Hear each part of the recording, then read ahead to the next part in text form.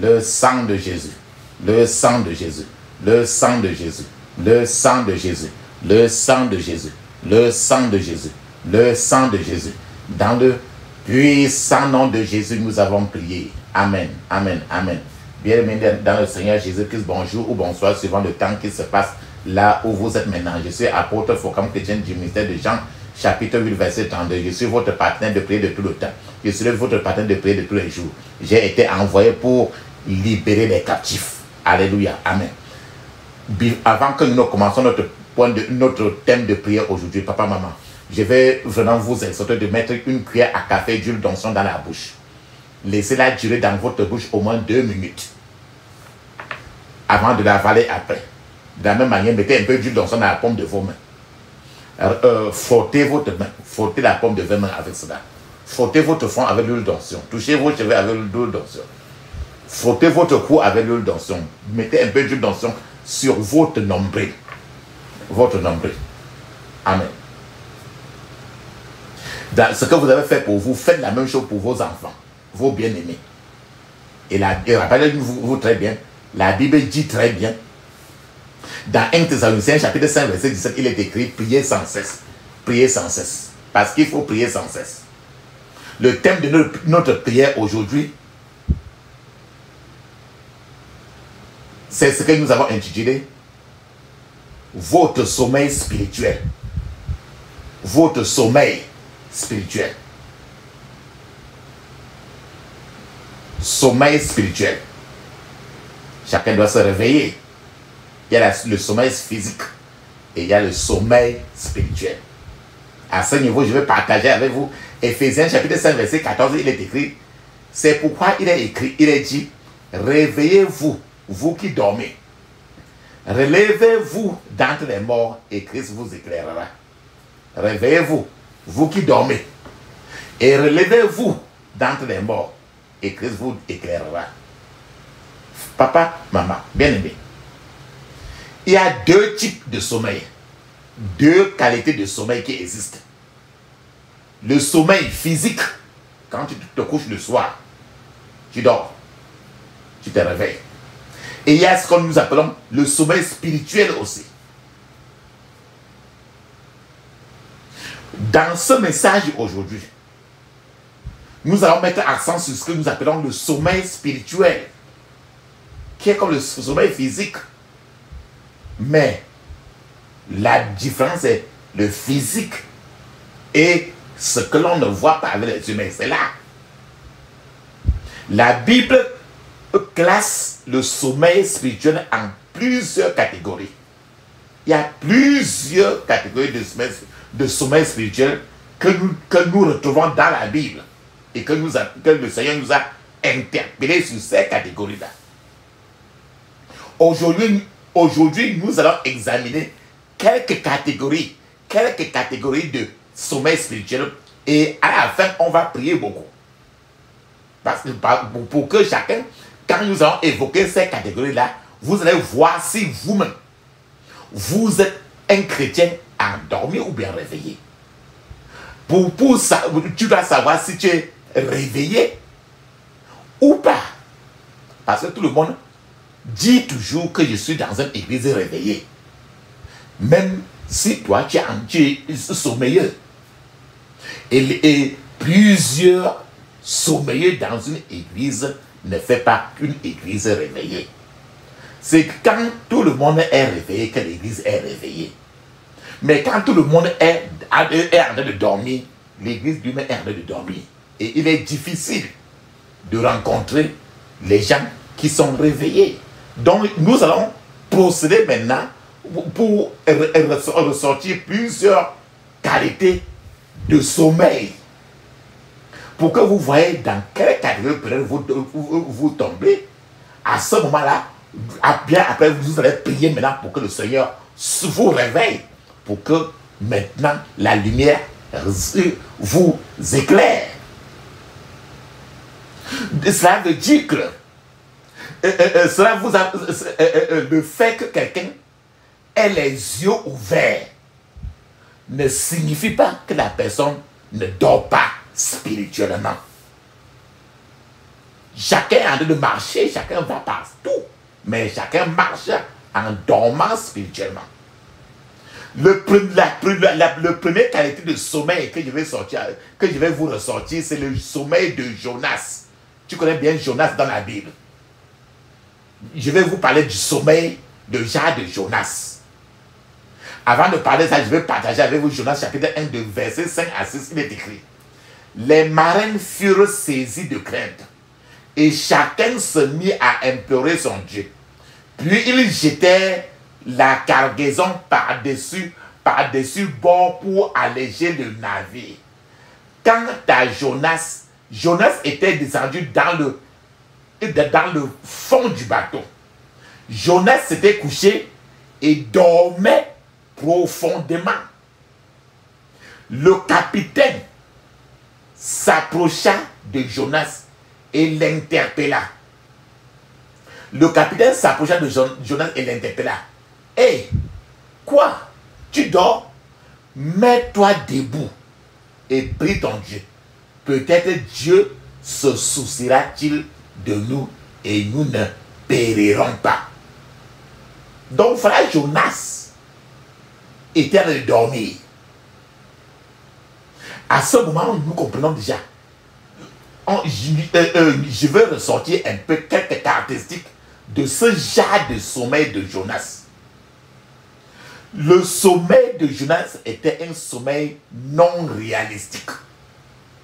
C'est que le sommeil de Jonas était un sommeil d'illusion.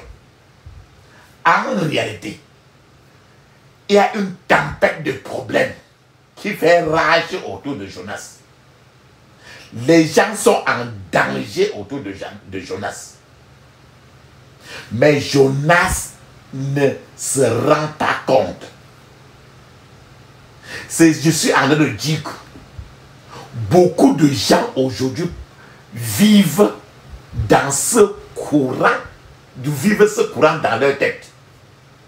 C'est-à-dire que beaucoup de gens sont dans le danger. Qu'ils voient tous les dangers qu'ils voient autour d'eux. Et ils croient que ces dangers-là ne les concernent pas et que ces dangers-là vont disparaître simplement parce que eux, ils sont en train d'ignorer. En réalité, tu ignores le danger reste permanent et les problèmes ne partiront pas. Jonas ignorait le problème, mais le problème ne partait pas. C'est comme ça que les gens cherchent à ignorer un problème qui ne partira jamais jusqu'à ce que tu engages, tu sois réveillé pour te lever et Jésus t'aide maintenant à frapper le problème par sa racine. Les gens du bateau, les marins, ont interpellé Jonas et ils ont dit à Jonas, le capitaine du bateau est parti vers Jonas et a dit à Jonas, pourquoi dors-tu ainsi, Jonas? Lève-toi maintenant, appelle ton Dieu à l'aide. Peut-être nous écoutera-t-il et nous ne mourrons pas. Il y a nombreux sont ceux qui sont comme Jonas aujourd'hui. Beaucoup de choses se passent autour d'eux. Et pourtant, ils sont en train de dormir. C'est un peu comme s'ils sont inconscients de ce qui se passe d'eux. Nombreux sont ceux qui vagabondent aujourd'hui, qui errent ou qui vagabondent aujourd'hui, dormant de façon irréaliste. C'est-à-dire que leur péché fait rage, comme l'ouragan. Il fait aussi sombre que la nuit et le danger est grand. Mais plusieurs gens veulent croire que tout va bien. Ils se mettent en tête que tout va bien, pourtant il n'y a rien qui va bien. C'est la raison aussi pour laquelle l'apôtre Paul nous a avertis dans Éphésiens chapitre 5 verset 14. Il a dit, je cite, réveillez-vous, vous qui dormez. Relevez-vous d'entre les morts et Christ vous éclairera. Papa, maman, malheureusement beaucoup mourront à cause de cette illusion. Car leurs yeux sont voilés. Beaucoup pensent que le monde continuera ainsi et qu'il n'y aura pas de problème. Beaucoup croient que les politiciens vont rester toujours à la politique. Beaucoup croient que les militaires de la caserne vont rester toujours militaires. Beaucoup croient que les gouverneurs vont rester toujours gouverneurs. Non. Papa, maman, très bientôt, d'ici peu, trop de choses vont se passer. Si vous dormez comme Jonas sur cette terre, je prie pour que le Seigneur aujourd'hui vous délivre au nom de Jésus. Certains gens ont reçu même l'appel de Dieu et Dieu leur a indiqué où aller, comme Dieu avait indiqué à Jonas.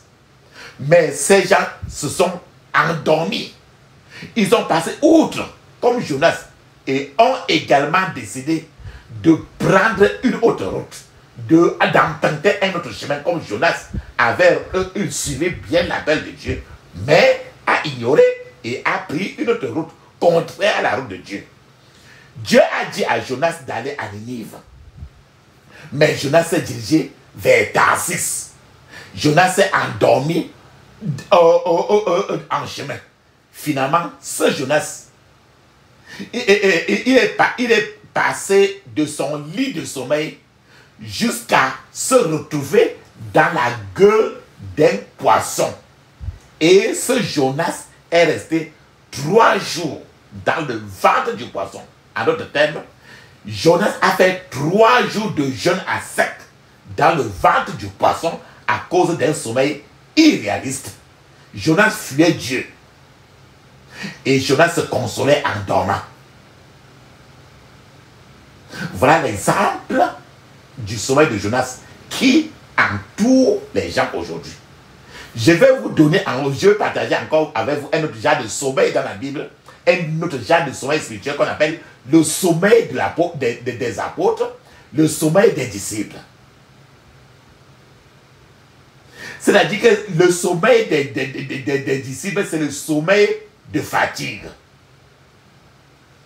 La Bible nous dit dans Marc, chapitre 14, 37, il est écrit, il revint et les trouva endormis. Jésus est retourné. Il a vu les disciples endormis. Jésus dit à l'apôtre Pierre, Simon, dors-tu? Tu n'as pas pu rester éveillé 1 heure. Regarde très bien. Jésus a appelé l'apôtre Pierre. Quand Jésus a appelé l'apôtre Pierre, regarde très bien. Jésus a appelé d'abord Pierre. Puis ce même Jésus l'a appelé au contraire Simon. Jésus l'a appelé d'abord Pierre. Puis, à un certain moment donné, Jésus l'a appelé au contraire Simon. En d'autres termes, il y a une différence entre les deux noms, Pierre et Simon. Pierre signifie le rocher, ou bien le caillou dur. Tandis que Simon signifie le roseau, une feuille, le roseau. Dans la Bible, chaque fois que Pierre, l'apôtre Pierre commençait à se déplacer, à faire un mouvement très lent dans ces choses, Jésus-Christ l'appelait Pierre, mais Simon. Et lorsqu'il réussissait, Jésus-Christ l'appelait Pierre. Donc, quand l'apôtre Pierre commence à marcher très lentement, Jésus l'appelle Simon. Mais quand l'apôtre Pierre commence à marcher normalement comme Jésus veut, Jésus l'appelait l'apôtre Pierre. Ça veut dire que quelqu'un est combattant. Lorsque Pierre a quitté Jésus et a commencé à pêcher le poisson après la résurrection, Jésus a dit, il a appelé l'apôtre Pierre, il a dit, Simon, fils de Jonas. Il n'a pas appelé Pierre. Il a dit, Simon, fils de Jonas, m'aimes-tu? Simon veut dire, je vous ai dit que Simon veut dire tout simplement roseau. Il a dit, Simon, fils de Jonas, m'aimes-tu? Jésus l'a appelé Simon. ce qui signifie un roseau. C'est-à-dire quelqu'un qui dandine, qui tremble de temps en temps. Jésus a dit, Simon, dors-tu? Tu n'as pas pu rester éveillé une heure. Une autre fois, il a dit, Simon, fils de Jonas, m'aimes-tu? Donc cela signifie, ne pouvais-tu pas veiller même une heure de temps pour prier? Est-ce que tu ne peux pas prier même une heure de temps? Papa, maman, il y a beaucoup de gens comme ça maintenant. C'est-à-dire qu'ils se mettent à prier. Le seul temps qu'ils se mettent à répéter la prière et qu'ils font cela efficacement avec un minimum de sommeil sont rien que quand la prière est organisée par n'importe quelle église, par n'importe quel lieu où ils vont. Ces gens qui, au lieu de chercher Jésus, vont au contraire chercher des milieux, ces gens se trompent eux-mêmes. Quand vous ne pouvez pas vous asseoir, faire une veillée personnelle pendant au moins 1 heure, 2 heures, 3 heures de temps, vous dormez du sommeil des disciples, un sommeil de fatigue. Jésus a demandé à ses disciples de prier parce que le danger était en train de venir. Il voyait un danger venir. La trahison devait survenir cette nuit-là. Et les soldats étaient en train de venir et Jésus voyait cela dans le monde spirituel venir. Si l'apôtre Pierre avait prié en ce moment, quand Jésus l'a interpellé pour cette heure de prière, il n'aurait peut-être pas régné Jésus comme il a régné 3 fois. Lorsque le danger est arrivé, ils se sont levés et sont restés bien éveillés. Mais cela n'a rien changé à la situation parce qu'il se faisait tard. Je prie pour que vous ne vous réveillez pas trop tard au nom de Jésus. Aujourd'hui, papa, maman, les gens sont épuisés. Les gens sont accablés. Et leurs sens, leurs organes de sens sont spirituellement engourdis. Il est nécessaire d'être vigilant parce que l'ennemi attaquera certainement au moment où nous attendons, nous y attendons le moins. Tant que les enfants de Dieu, les justes, sont encore en train de dormir spirituellement, l'ennemi lui-même ne va pas en congé. L'ennemi lui-même ne sommeille pas. L'ennemi ne dort pas. La Bible nous dit très bien dans 1 Pierre, chapitre 5, verset 8, il est écrit, je cite, soyez sobres, veillez, votre adversaire, le diable rôde comme un lion rugissant, cherchant qui il dévorera. Frères et sœurs, papa, maman, le mal se cache à chaque coin de rue lorsque l'enfant de Dieu, les justes sont épuisés, fatigués. Les disciples de Jésus-Christ se sont endormis d'un sommeil de fatigue.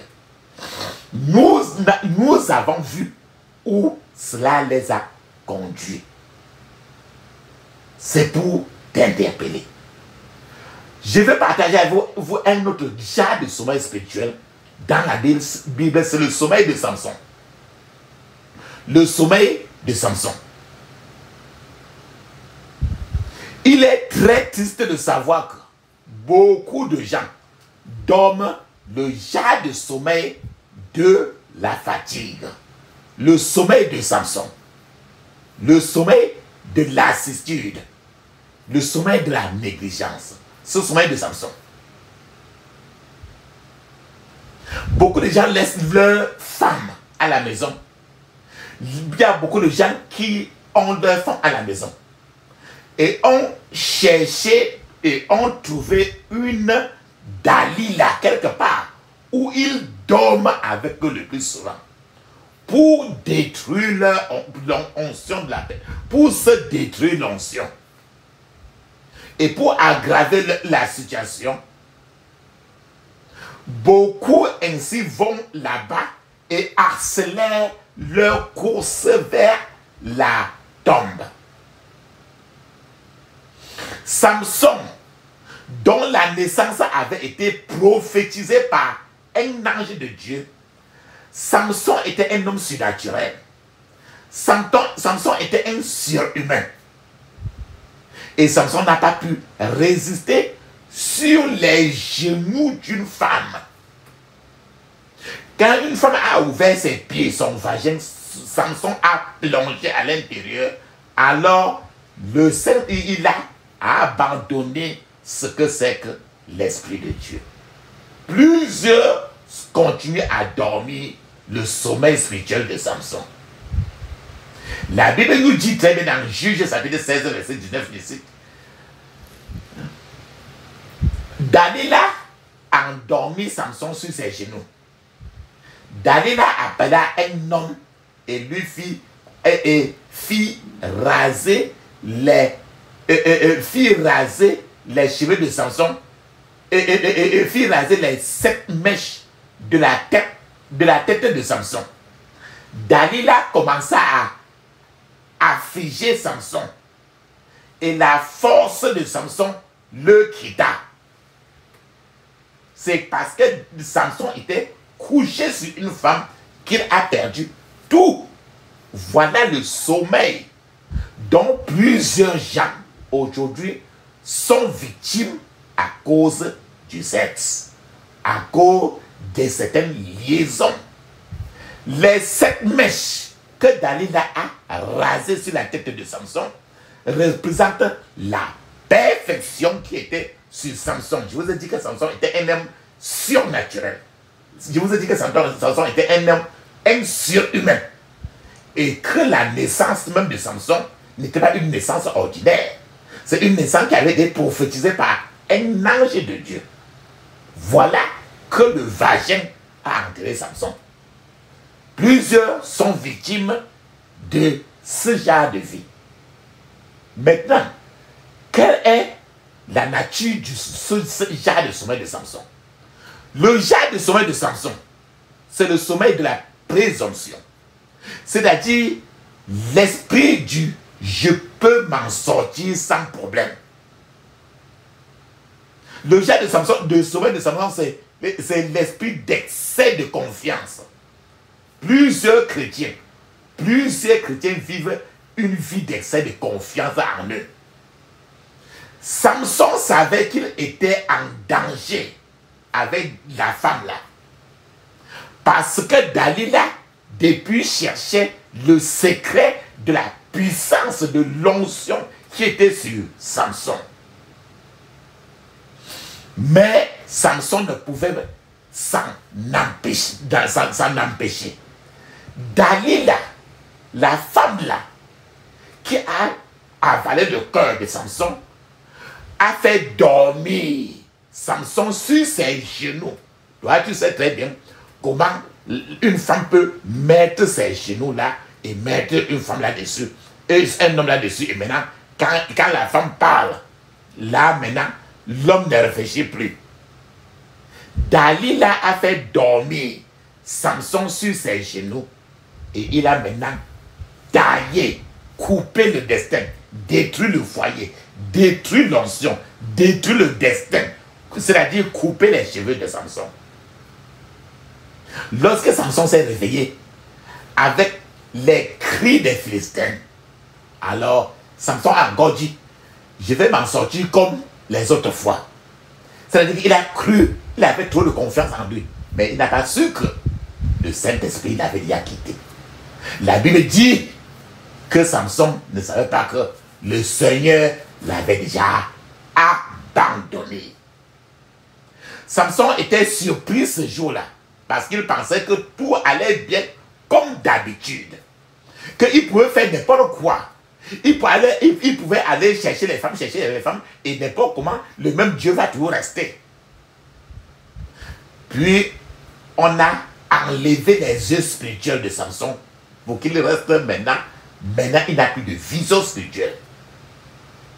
On a fait que Samson soit maintenant en train de marcher suivant les rythmes de Satan. De ceux-là qu'il était contre eux, maintenant il est devenu esclave du monde satanique. Papa, maman, il est faux de se croire en sécurité et de se mettre ainsi en danger. Ce n'est pas bien.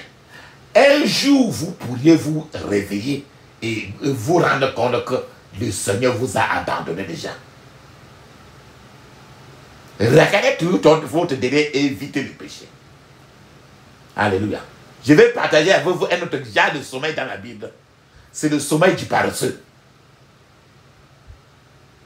Celui qui veut, par exemple, passer un examen et qui dort beaucoup, ou bien celui qui veut garder de se préparer à quelque chose et il ne met pas tout la tête, il n'est pas déterminé là-dessus, il va rater certainement.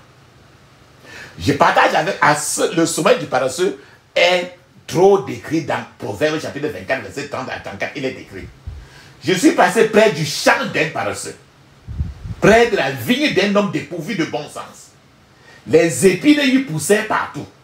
Les ronces couvraient le sol et son mur de pierre était écroulé. J'ai regardé bien attentivement et j'ai tiré une instruction de ce que j'ai vu. Tu veux somnoler un peu, te reposer encore, juste croiser les mains pour dormir. Voilà que la pauvreté te surprend comme un rôdeur et la misère comme un homme armé. Alléluia, amen. Papa, maman, voilà le sommeil spirituel dont est la racine de la pauvreté. Je vous donne encore un autre exemple de sommeil spirituel dans la Bible, c'est le sommeil d'Eutychus. Eutychus. Ce genre de sommeil a été relaté dans Actes des Apôtres, chapitre 20, verset 7 à 12, il est écrit. Le dimanche, nous étions réunis pour rompre le pain. Comme il devait partir le lendemain, Paul s'entretenait avec les disciples. Il a prolongé son discours jusqu'à minuit. Il y avait beaucoup de lampes dans la chambre à l'étage où nous étions rassemblés. Or, un jeune homme du nom d'Eutychus était assis sur le bord de la fenêtre. Il s'est profondément endormi pendant le long discours de Paul. Et entraîné par le sommeil, il est tombé du 3e étage. Quand on a cherché à le relever, il était mort. Mais Paul est descendu, s'est penché sur lui et l'a pris dans ses bras en disant: ne vous inquiétez pas, car son âme est en lui. Ensuite, il est remonté, a rempli le pain et a mangé. Il a poursuivi ses entretiens jusqu'à l'aube, puis il est parti. Le jeune homme a été ramené vivant, à leur grande consolation. Amen. Papa, maman, comme tu peux le remarquer, ceci, comme tu vois l'apôtre Paul ici, c'est la plus longue prédication qui s'est passée dans la Bible. Il y avait un homme. Cet homme-là avait son propre lit chez lui. Il aurait pu au contraire se mettre au lit pour dormir. Mais il ne s'est pas. Il ne s'est pas couché sur son lit pour dormir. Il est venu à la maison de Dieu. Il est allé à la salle de prière. L'homme, au lieu de dormir, est parti au contraire s'installer pour dormir. Et quand il s'est installé pour dormir, alors il pensait que tout ce qu'on... il pensait que la prière c'est la blague. Le bureau de Satan a versé le somnifère sur ses yeux. Parce que ce que Satan ne veut pas, il ne veut pas la prière de guerre. Alors, on l'a versé le somnifère. Et il s'est endormi. Pendant son sommeil, l'ennemi est allé maintenant au niveau supérieur. L'ennemi qui le poursuivait jusqu'à ce lieu de prière, jusqu'au temps de prière, a dit que vraiment, nous allons nous servir de toi pour déshonorer la prière. Alors, pendant qu'il était là pour croire qu'il dormait, il a commencé à dormir jusqu'à ce qu'il est tombé. Papa, maman, si quelqu'un pouvait dormir comme ça, pendant qu'un point de prière est en train d'être appelé, on dit que ferme les yeux, répète ceci, et tu es en train de ronfler. Cela prouvait que la personne ne serait d'aucune utilité lors d'une veillée. Cela pouvait prouver que Jésus ne pouvait pas compter sur la personne. C'est-à-dire que c'est un disciple inutile. C'est un chrétien inutile à Dieu. L'une des choses qui a particulièrement marqué papa et maman, ton milieu, le pays où tu es, c'est que certains gens, comme par exemple surtout les musulmans, ils se lèvent le grand matin à 5 heures pour prendre le contrôle de toute la journée et polluer toute l'atmosphère afin que les chrétiens soient maintenant soumis au bureau de Satan. Alors que les mêmes chrétiens sont en train de ronfler encore sur leur lit. Je suis en train de dire que les enfants de la reine du ciel, c'est-à-dire que les enfants de Agar, se lèvent le grand matin, commandent au jour de coopérer avec le bureau de Satan. Alors que les chrétiens qui devaient faire cela, avant 5 heures, sont toujours en train de ronfler encore. Frères et sœurs, si vous vous réveillez à 8 heures, à 7 heures, et vous priez seulement pour partir, vous priez seulement un peu pour 5 minutes, 10 minutes, à 15 minutes pour partir, et vous rentrez le soir, vous dites que votre vie ne marche pas, qu'il y a trop, que vous avez essayé n'importe quoi, ça ne marche pas. Alors que les gens qui sont des musulmans se lèvent à 5 heures maintenant, ils ont déjà pris le soleil, la lune et tous les astres pour soumettre cela aux lois de Satan. Alors que c'est toi qui devais faire cela. C'est ce genre de sommeil que Eutychus était en train de dormir. Papa, maman, à ce moment, je vous exhorte de toujours consulter notre chaîne de YouTube. Notre chaîne de YouTube est appelée T-A-O Jésus. T-A-H-O Jésus, en un seul mot. Si vous allez là, vous devez voir les prières du matin que vous devez faire avant 6 heures. Le nom de ça, c'est prière du matin avant 6 heures AM. Et chaque fois vous priez cette prière-là avant 6 heures chaque matin. Et toute votre vie, avant de sortir tous les jours de votre vie, pour que le soleil, la lune, les étoiles et tous les éléments coopèrent avec toi pour rendre ta vie merveilleuse. Si tu ne fais pas ça, les enfants de la reine du ciel, les musulmans, ils vont faire ça pour détruire vos églises. Alléluia. Amen. Un autre sommeil spirituel que je vais vous interpeller là-dessus, c'est le sommeil des vierges folles. Le sommeil des vierges folles, leur histoire se trouve le plus souvent dans Matthieu chapitre 25. Les vierges folles n'avaient pas assez d'huile dans leur lampe. Mais bien qu'eux, ils n'avaient pas assez d'huile, ils étaient toujours en train de dormir. Ce qui était inquiétant, l'huile sur le Saint-Esprit. Alors il faut prier pour que le Saint-Esprit soit toujours avec vous.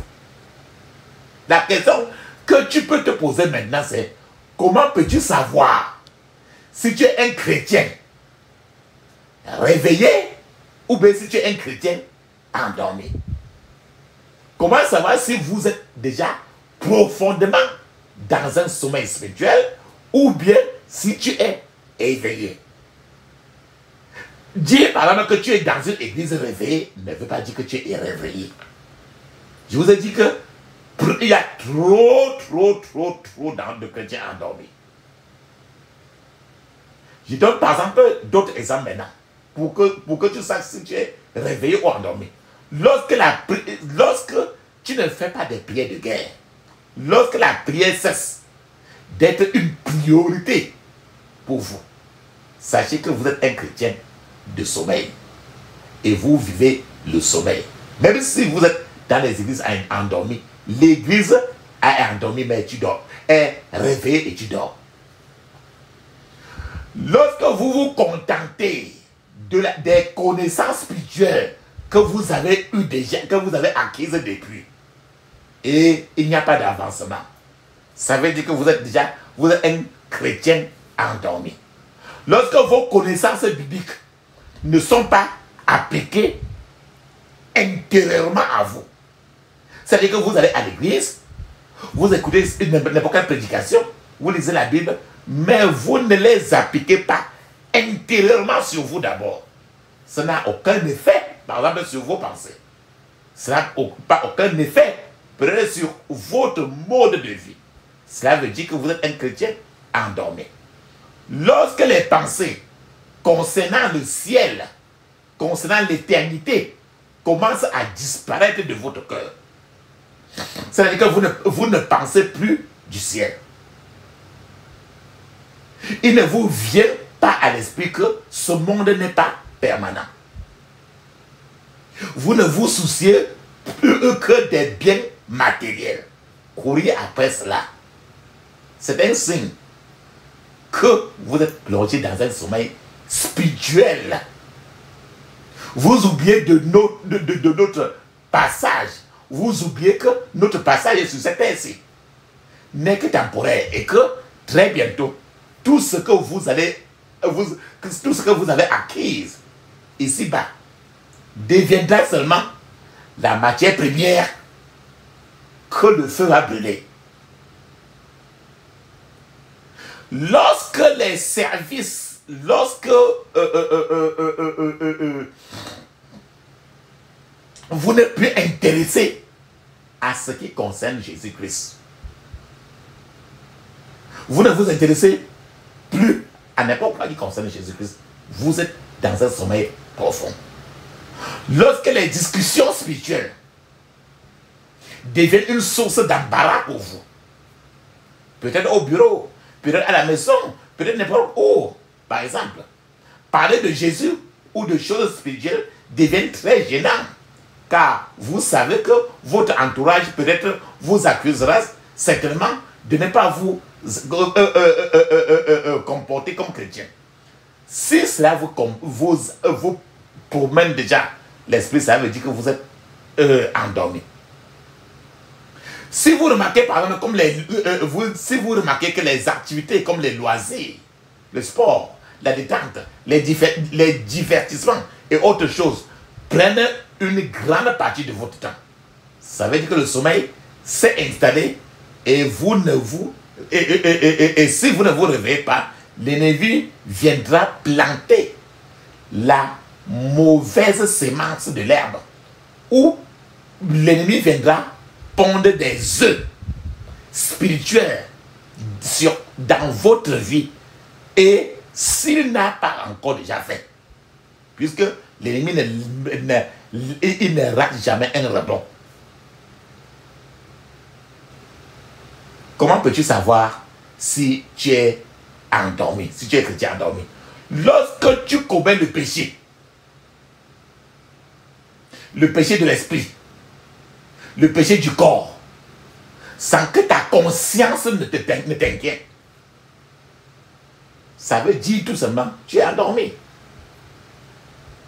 Lorsque l'aspiration à la sainteté n'est plus primordiale dans ton cœur, lorsque tu recherches les Écritures pour étayer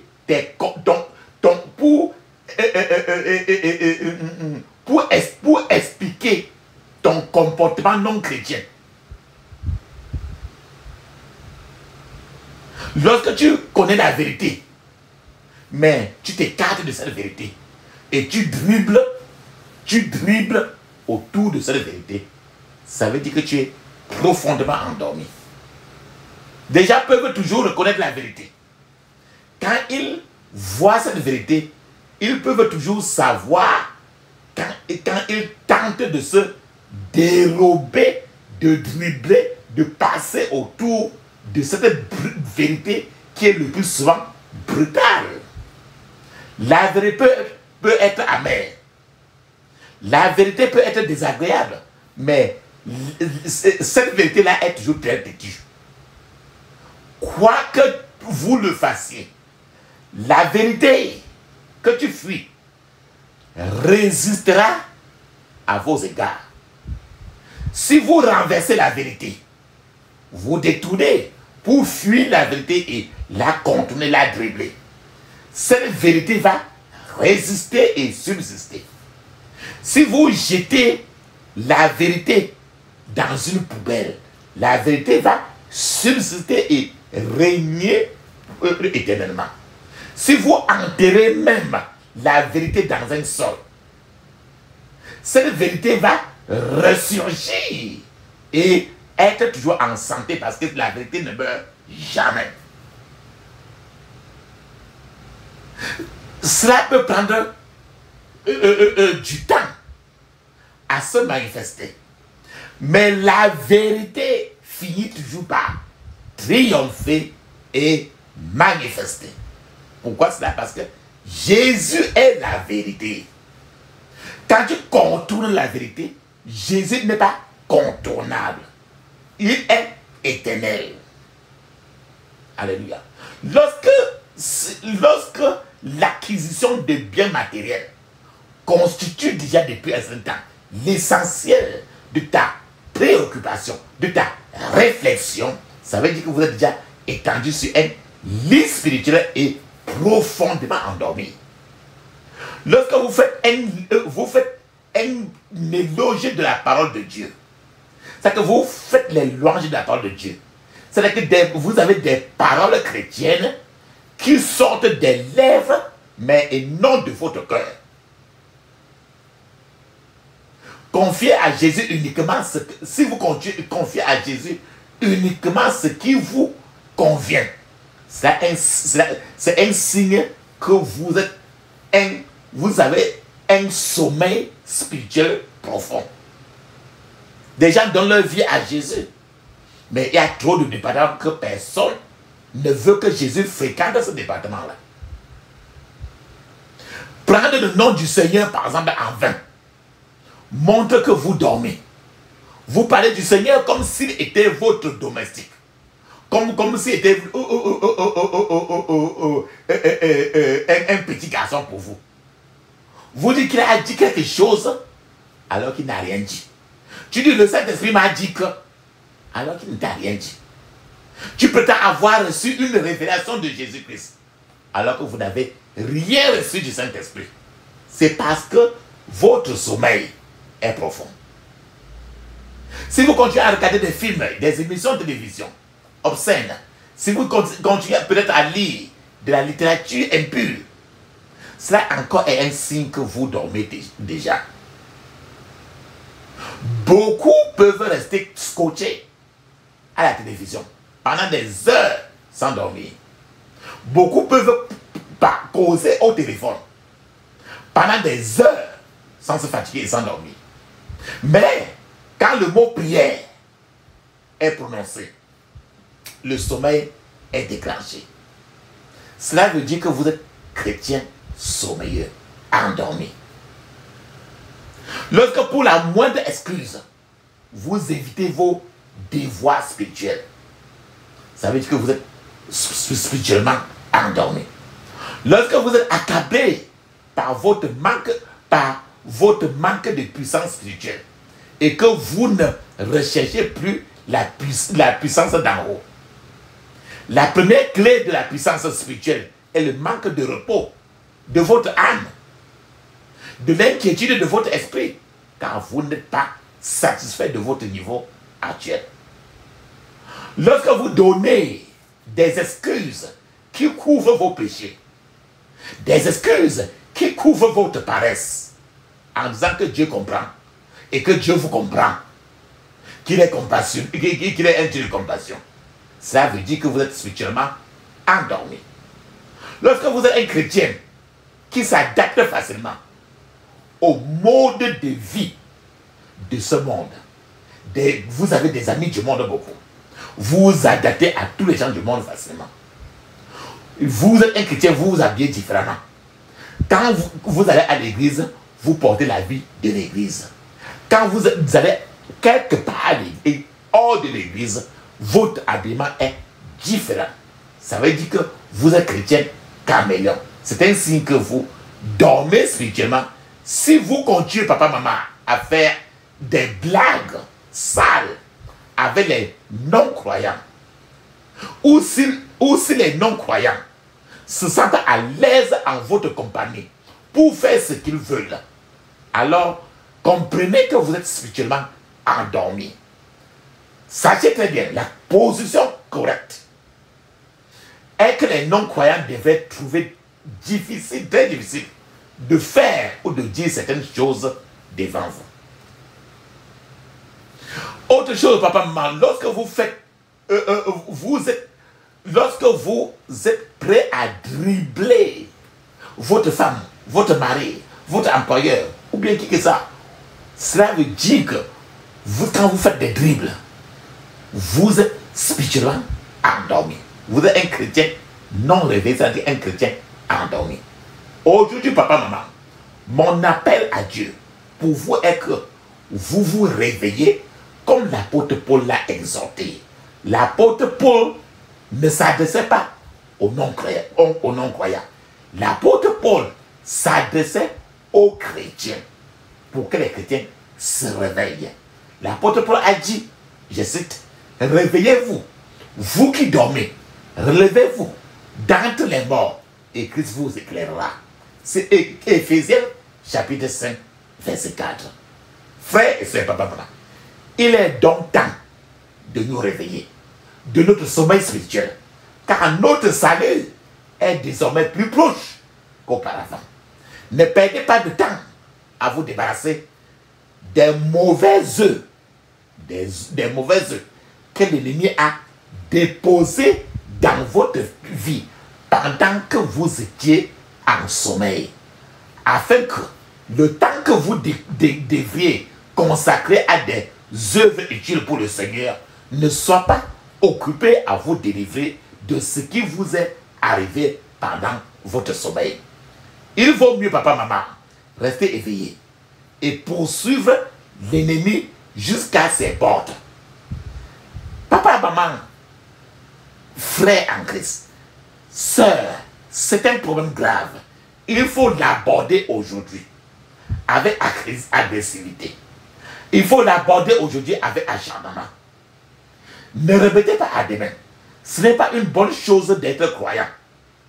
Et Dieu ne vous parle pas. Vous ne pouvez pas l'écouter.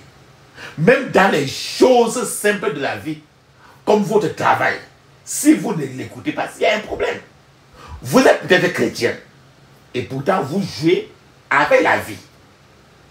Quand quelqu'un commence à expérimenter la vie, il n'en tire pas le meilleur parti. Le mieux est d'être au bon endroit, au bon moment, et pour être sûr de ce que le Tout-Puissant veut faire de votre vie. Ce que vous faites est bon. Si ce que vous faites est bon, ça ne signifie pas que ce que vous faites a l'approbation du ciel. Si vous avez des choses à régler avec le Seigneur, faites-le maintenant. Repensez à votre vie spirituelle. Revoyez encore votre vie spirituelle et observez ce qui se passe actuellement. Vivez-vous le meilleur. N'avez-vous pas remarqué les erreurs que vous avez commises parce que vous ne pouviez pas écouter la voix du ciel? N'avez-vous pas remarqué ces erreurs étaient dues à votre sommeil spirituel? N'avez-vous pas remarqué que vous avez commis ces erreurs parce que vous étiez déjà tombé endormi?